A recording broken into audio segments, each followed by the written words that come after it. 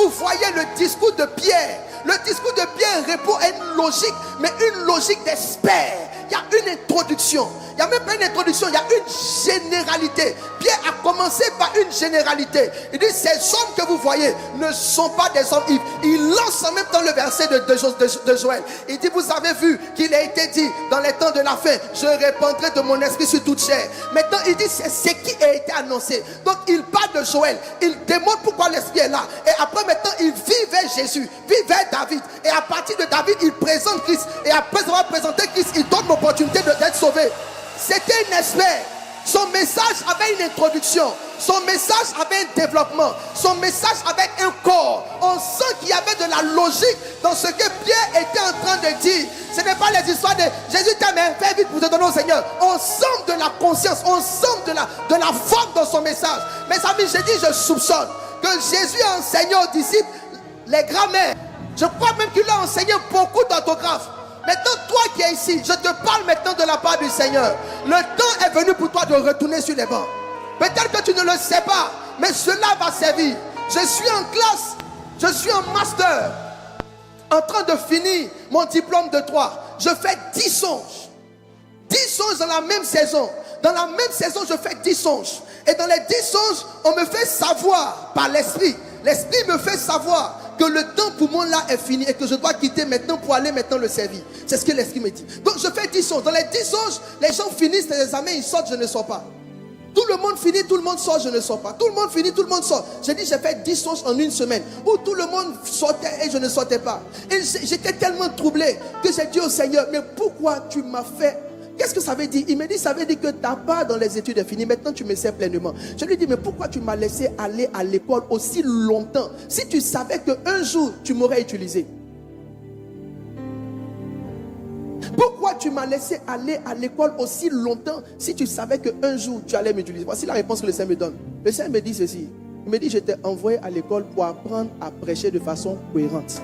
Pour avoir une introduction, un développement, les transitions, les conclusions, pour que ce que tu es en train de dire, tu sois entendu et que cela rentre dans le cœur des gens. Mes amis, il y a beaucoup de personnes, quand ils prêchent, tu te demandes à quelle heure il finit de prêcher. Parce que tu es perdu dans ce qu'il est en train de dire. La conclusion est venue à l'introduction. L'introduction est partie au milieu. Le développement s'est accroché sur le côté. Tu ne sais même pas dans quoi tu es rentré. Frère, allez à l'école.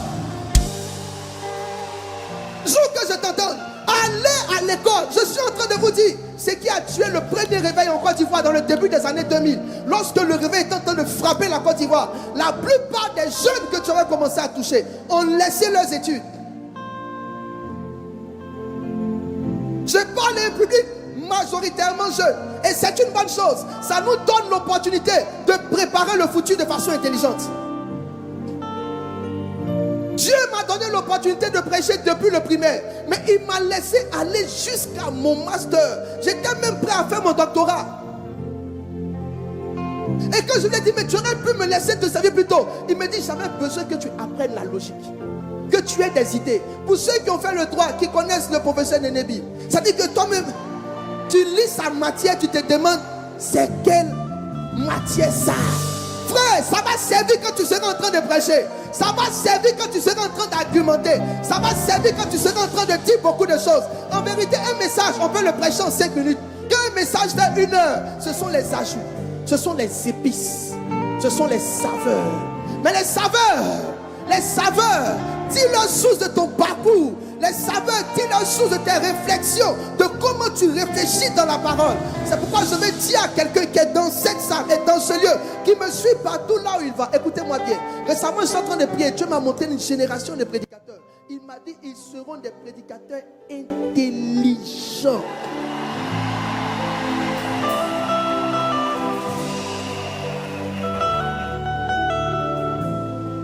Des prédicateurs intelligents. Mes amis, la première chose que Dieu prend pour infuser en nous de la connaissance et de l'instruction, c'est la capacité à s'asseoir. Il y a quelques années en arrière, 2007, je regardais une dame qui était une dame de 93 ans en France qui avait passé le bac. 93 ans en France qui avait passé le bac. Elle s'est levée à 93 ans pour aller passer le bac en France à 83 ans. 93 ans.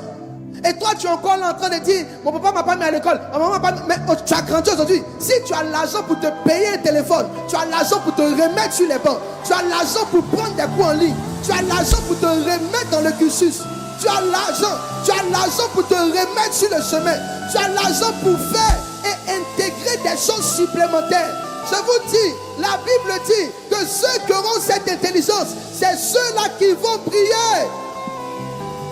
J'ai lu l'histoire de ceux qui font des vagues dans leur génération. Enoch Adeboye, professeur de mathématiques. Plus grande église au monde. Koumoui, deuxième plus grande église, ou troisième plus grande église au monde. Professeur d'université de mathématiques. David Oyedepo, docteur, doctorat. Bishop Dag, docteur. Citez-moi le nom d'un grand que je ne vous dise pas qu'il a eu un parcours. Je ne suis pas en train de dire que Dieu ne pourra pas utiliser quelqu'un qui n'a pas eu le même chemin. Mais généralement, ce genre de personnes, même quand ils ont une grande lumière, leur lumière s'arrête à leur mort.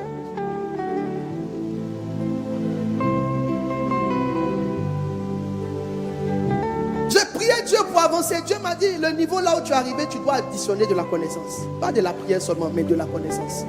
Parce que ta limite n'est pas liée à ta vie de prière. Ta limite est liée aux choses que tu ne sais pas. Tu dois additionner de la connaissance. Retournez à l'école, sentez l'Esprit de Dieu. Cette année, j'étais là, l'Esprit de Dieu m'a montré, il m'a dit, je veux que tu fasses un doctorat dans tel domaine. Maintenant, fais le doctorat. Je veux que tu fasses un doctorat. Il y a un niveau où tu peux avoir l'impression que tu n'as pas le besoin de cette chose, mais tu as le besoin de cette chose. Je reçois un frère à l'église un jour. Il dit, lui ne partait pas à l'église parce qu'il trouvait que les pasteurs n'étaient pas intelligents. C'est son choix. Mais c'est comme ça qu'ils sont, parce qu'ils ne nous trouvent pas intelligents. Ils ne te trouvent pas cohérent. Ils ne te trouvent pas pertinent. Ils peuvent t'écouter 1 heure, mais ils n'ont pas appris beaucoup de choses en 1 heure. Et puis il s'est assis dans une certaine église un jour.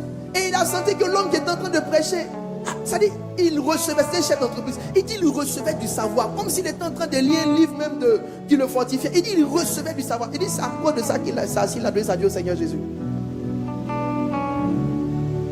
Sagesse des Grecs, manière de faire des Grecs. Dieu t'additionne de la connaissance. Il t'additionne de la connaissance par ta capacité à t'asseoir, à apprendre de nouvelles choses. Il t'additionne de la connaissance par ta capacité à côtoyer les sages. La Bible dit dans le livre de Proverbes, celui qui marche avec les sages augmente son savoir. Il faut des sages dans ta vie. Il y a une manière d'apprendre sans souffrir, c'est de parler avec les sages. Il dit dans le livre de Job, il dit interroge ceux des générations passées. Non pas seulement côtoie-les, mais interroge-les. S'il y a une chose qui influence ton savoir, ce sont ceux des générations passées qui font partie de ta vie.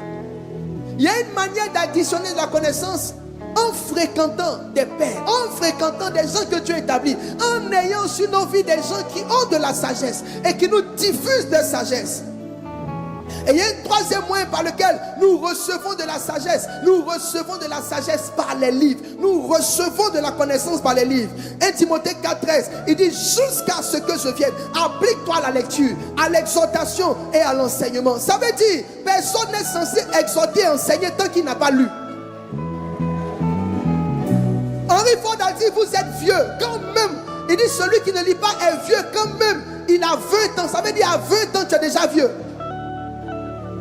Où sont vos livres? L'apôtre Paul dit, applique-toi à la lecture, à l'exhortation, à l'enseignement. Dans 2 Timothée 4,3, l'apôtre Paul dit, quand tu viendras, apporte-moi le manteau que j'ai laissé à toi, ce Carpus. Et les livres, surtout les parchemins. Où est ce groupe de chrétiens amoureux d'additionner du savoir, de la connaissance? Pendant qu'on se prépare à faire des nations les disciples, on doit pouvoir avoir en nous-mêmes les réflexes qui vont frapper dans leur esprit et les renvoyer au Seigneur.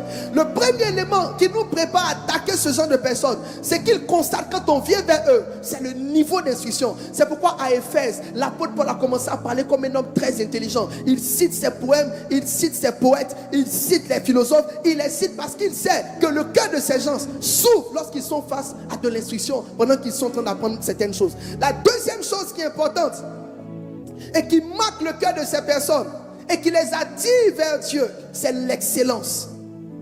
C'est des gens qui observent l'excellence. Les Grecs observent l'excellence. La Bible dit la reine de Saba, je suis en train de prêcher dans 2 Chroniques 9,